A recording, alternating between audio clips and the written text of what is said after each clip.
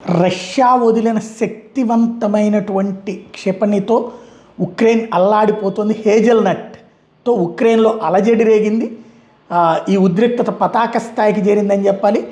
Russia అధ్యక్షుడు Vladimir Putin నివాసం మీద ఉక్రెయిన్ డ్రోన్ దాడులకు పాల్పడింది అని చెప్తే అమెరికా ఫస్ట్ అవునని ఆగ్రహం వ్యక్తం చేసి ఆ పైన అబ్బే లేదని కవర్ చేసేటప్పటికి మండినట్టుంది. మాస్కో తాజాగా ఉక్రెయిన్ అత్యాధునిక ఒరెష్నిక్ క్షిపణితో విరుచుకుపడింది. ఇది శబ్దం కంటే 10 రెట్లు వేగంగా ప్రయాణించగలిగేటటువంటి క్షిపణి. ఇది గురువారం అర్ధరాత్రి పశ్చిమ లివివ్ ప్రాంతం మీద దీన్ని ప్రయోగించింది. అంటే ఉక్రెయిన్లో ఉన్నటువంటి పశ్చిమ లివివ్ మీద పుతిన్ నివాసం మీద దాడికి ప్రతీకారంగానే ఈ క్షిపణి ప్రయోగించామని రష్యా తేల్చి చెప్పింది. ఈ క్షిపణితో కీలక మౌలిక సదుపాయాలను ధ్వంసం చేసినట్టు చెప్పింది. అయితే ఖచ్చితంగా ఏ ప్రదేశాన్ని లక్ష్యంగా చేసుకుని మిస్సైల్ను ప్రయోగించాలన్న వివరాలను మాస్కో చెప్పలేదు. కానీ ఉక్రెయిన్ భూగర్భ సహజ వాయు నిల్వల మీద ఈ దాడి జరిగింది అన్నటువంటిదే ప్రధానంగా వినబడుతుంది. ఈ పరిణామాల మీద ఉక్రెయిన్ అధికారులు స్పందించారు.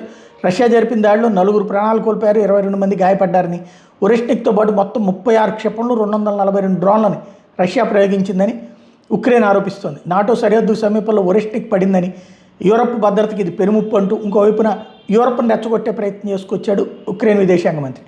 రష్యా అత్యాధునిక క్షిపణిలో ఒరెష్నిక్ ఒకటి. రష్యన్ భాషలో దీని అర్థం హేజల్నట్ చెట్టు. సాధారణంగా మాస్కో అభివృద్ధి చేసే క్షిపణులకి చెట్ల పేర్లను పెట్టడం ఆనవాయితీ. ఒరెష్నిక్ అనేది మధ్యస్థాయి క్షిపణి. ఇది గంటకు 13,000 కిలోమీటర్ల వేగంతో ప్రయాణిస్తాయి. అంటే ధ్వని వేగం కంటే 10 రెట్లు వేగం. యూరోప్లోని అన్ని దేశాలు ఈ మిస్సైల్ పరిధిలోకి వస్తాయి. రష్యా మిస్సైల్ ఫోర్సెస్ చీఫ్ ఈ విషయాన్ని అధికారికంగా ప్రకటించారు.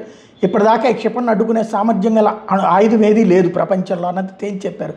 తొలిసారిగా ఈ క్షిపణి 2024 నవంబర్లో ఉక్రెయిన్ ఫ్యాక్టరీ మీద ప్రయోగించారు.